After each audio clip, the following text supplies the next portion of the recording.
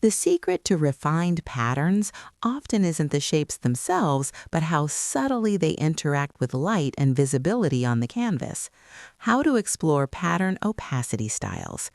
Open Adobe Photoshop and create a square document around 1500 by 1500 pixels so you have enough room to observe repetition clearly.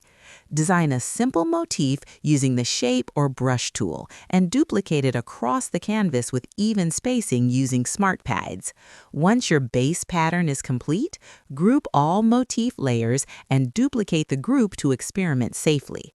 Select the top group and gradually reduce its opacity from the Layers panel, observing how transparency changes the visual weight and layering effect.